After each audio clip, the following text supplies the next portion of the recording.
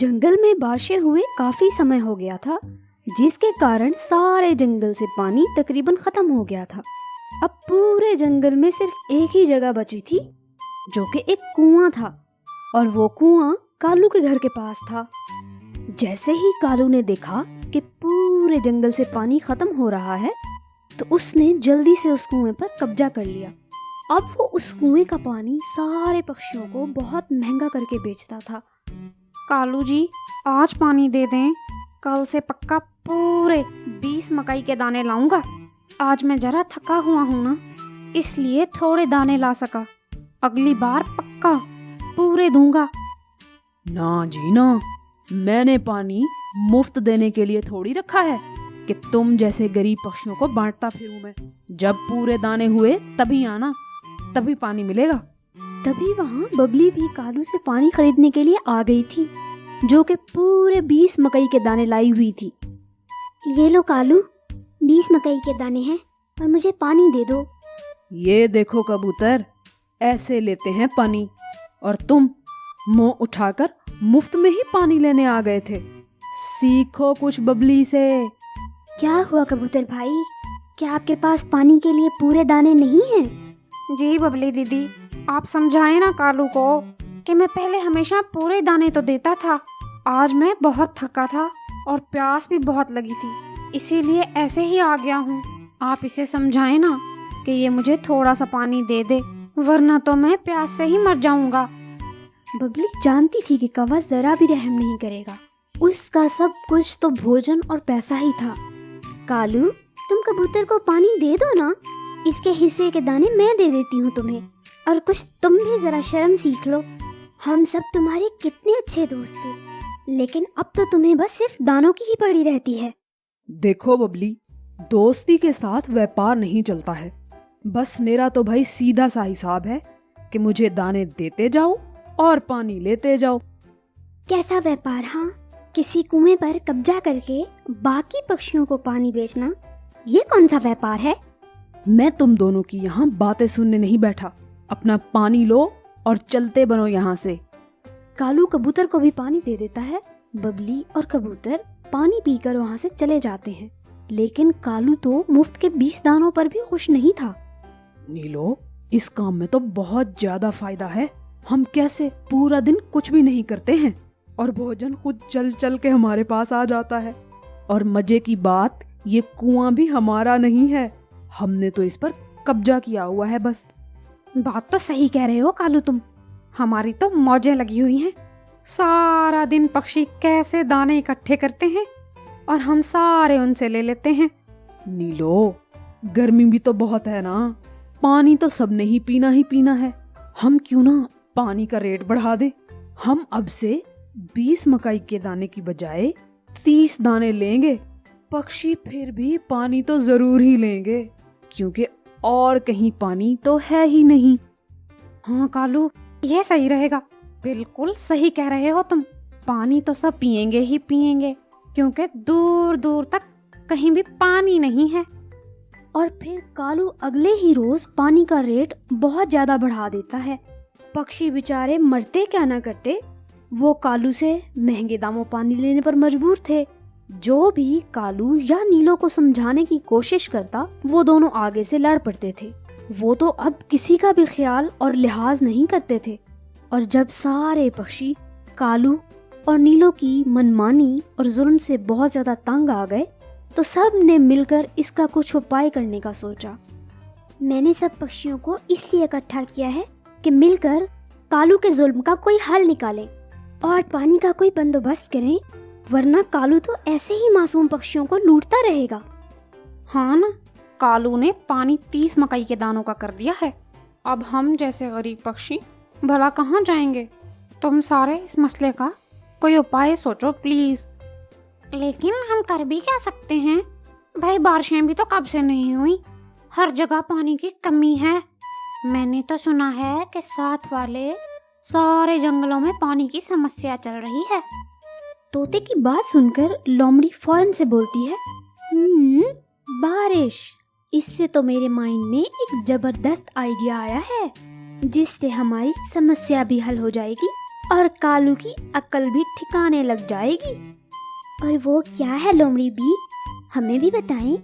हम तो कब से कालू से जान छुड़वाने का सोच रहे हैं। आप कृपया करके हमें भी ये आइडिया बताएं। देखो, जंगल में कब से बारिशें नहीं हुई हैं और यही वजह है कालू हमें पानी बेचता है, क्योंकि उसे पता है कि हमें कहीं भी पानी नहीं मिलेगा। अगर किसी तरह जंगल में बारिश हो जाए तो हमें कालू से छुटकारा मिल सकता है। बात तो सही है, लेकिन हम बारिश कैसे करवाएंगे? अब तो गोलू बादल भी बहुत दूर गया होगा। हमारा दोस्त तो बस वही था ना। लेकिन मुझे पता है कि हमें क्या करना है। क्यों ना हम सब मिलकर बड़े जंगल में बड़े पेड़ जी के पास जाएं। सारे बादल उनका आदेश मानते हैं। अगर वो हमारी सहायता कर दें तो हमारे जंगल में बारिश हो सकती है। तो बस ठीक है, हमें उन बड़े पेड़ जी के पास जाना चाहिए और उन्हें अपनी समस्या बताएंगे तो वो जरूर हमारी सहायता करेंगे।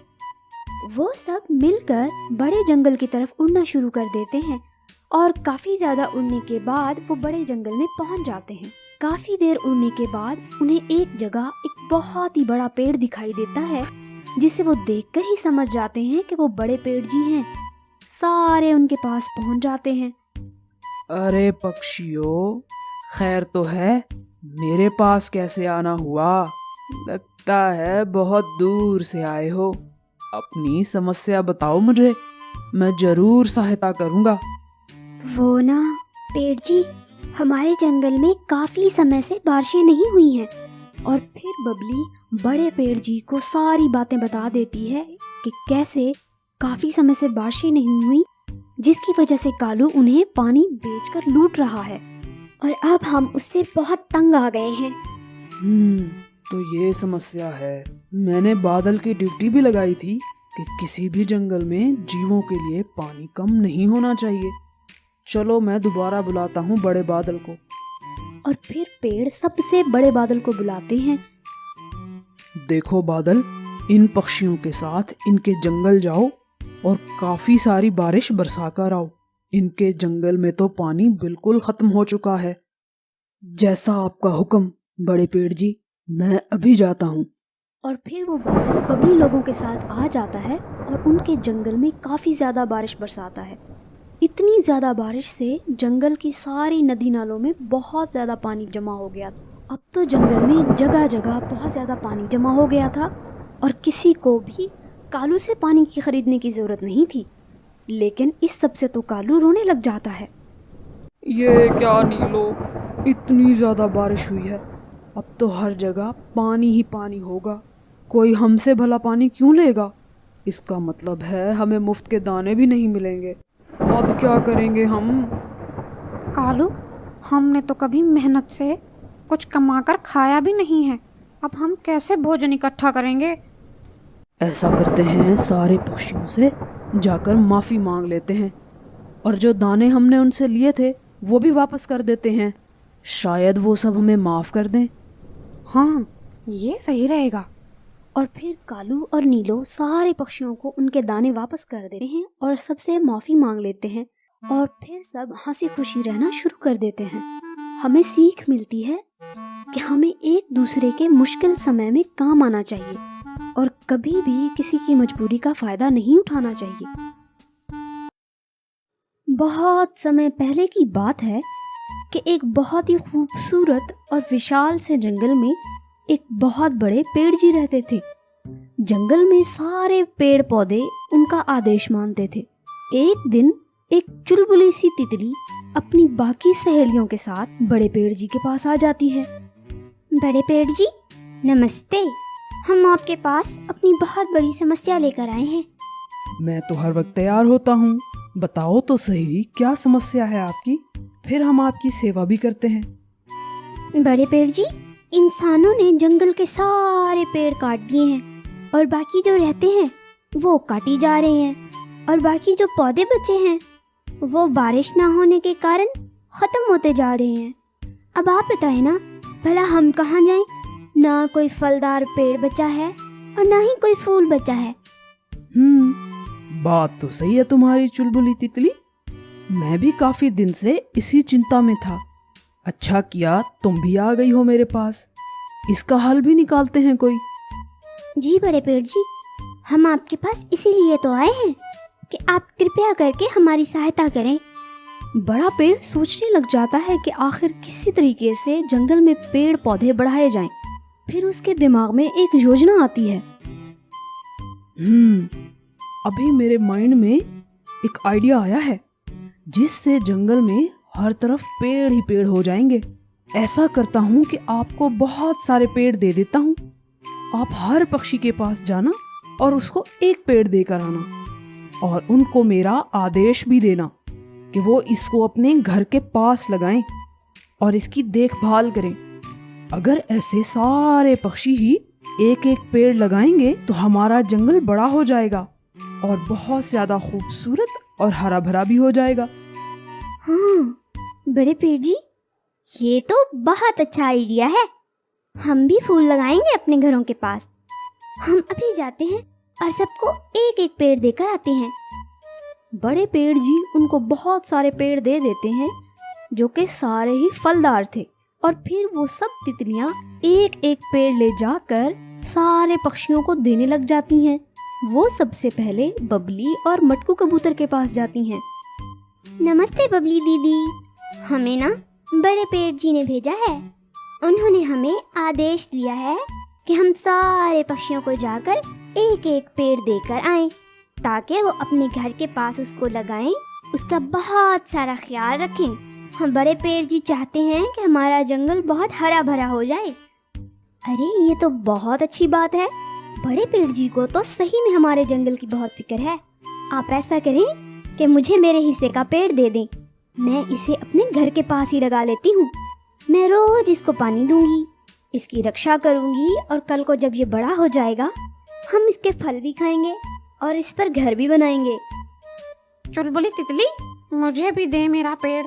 वैसे भी इंसान सारे जंगल से पेड़ काटी जा रहा है, लेकिन अगर हम सारे मिलकर एक एक पेड़ लगाएं तो कुछ ही समय में जंगल दोबारा से हरा भरा हो जाएगा।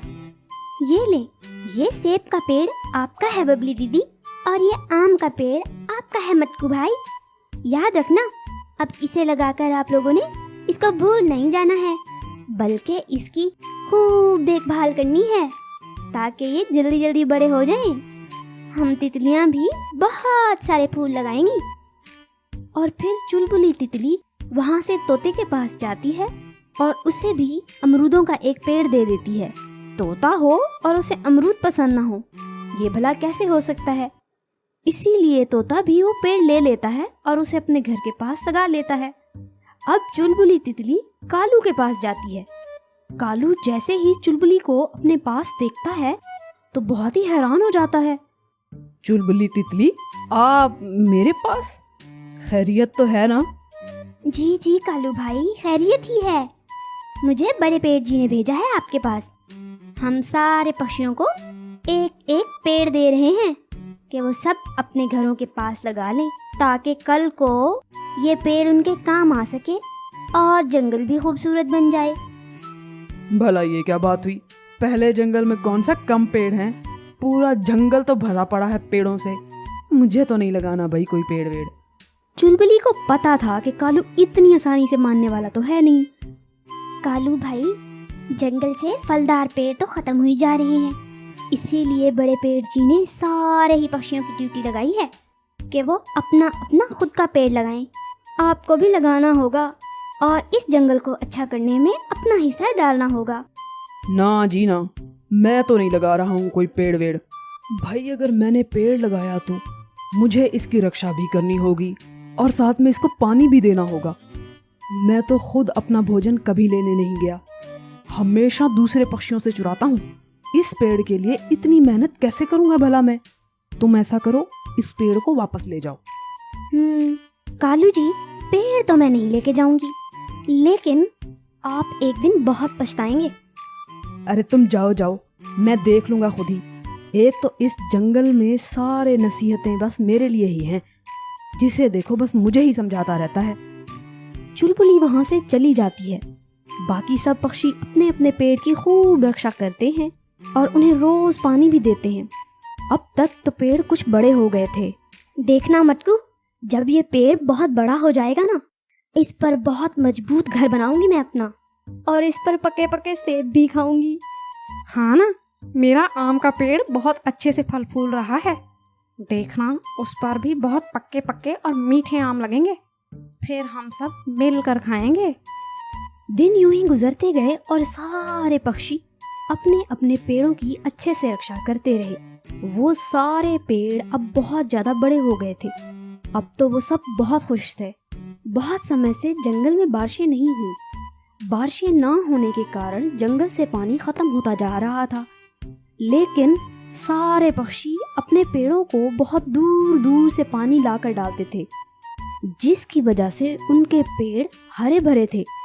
लेकिन जंगल में बाकी पेड़ और भोजन कम होना शुरू हो गया। कालू सबको देखकर बहुत ज्यादा हंसा करता था। देखो तो, ये सारे पक्षी कितने पागल हैं। एक पेड़ के लिए पता नहीं कितना कुछ कर रहे हैं। भला इतनी मेहनत करने की क्या जरूरत है। इसी तरह बारिशें काफी समय नहीं होती और जंगल से सारा भोजन खत्म होने लग जाता है। कालू के अलावा सारे पक्षियों के फलदार दरख्त अब बहुत बड़े हो गए थे। अब उनको भोजन की जरा भी परवाह नहीं थी और उधर कालू भूखा मर रहा था। हाय, अब भला मैं क्या करूं। मैंने अपना पेड़ लगाया होता तो आज मेरे पास भी बहुत सारा भोजन होता। लेकिन हमेशा की तरह मुझे सही बात गलत समय पर ही याद आती है। अब फिर वही करता हूँ जो हमेशा ही करता हूँ, सबके पास जाता हूँ। फिर कालू बबली और कबूतर के पास चला जाता है, जो पके हुए मीठे आम और सेब खा रहे थे। कालू तो 2 दिन से भूखा था। इतने पक्के फल देखकर उसके मुंह में पानी आ जाता है। देखो, मैं जैसा भी हूँ ना, आप सबका दोस्त हूँ। थोड़े फल मुझे भी दे दो ना। मैंने बड़े पेड़ जी की बात नहीं मानी थी और अब भुगत भी तो रहा हूँ ना। कालू भाई, आपने तो हमारा बहुत मजाक बनाया था, लेकिन आप शायद भूल गए हैं कि हमारी मेहनत कभी भी जाया नहीं जाती है। वो कभी ना कभी हमारे काम जरूर आती है। जी जी, समझ गया। इसीलिए तो आप सबके पास आया हूँ मैं। चलो फिर हमारे साथ मिलकर बड़े पेड़ जी के पास चलो और उनसे माफी मांगो। फिर वो बादलों को आदेश देंगे तो बारिश भी हो जाएगी। और फिर वो सब मिलकर बड़े पेड़ जी के पास चले जाते हैं। बड़े पेड़ जी कालू को माफ कर देते हैं और बादलों को आदेश देते हैं कि जाकर पूरे जंगल में बारिश बरसाएं, ताकि पूरे जंगल से भोजन की कमी दूर हो सके। हमें सीख मिलती है कि हमें कभी भी मेहनत से भागना नहीं चाहिए और हमें अपने इर्द गिर्द ऐसे पौधे लगाने चाहिए जो छांव के साथ साथ फल भी दे।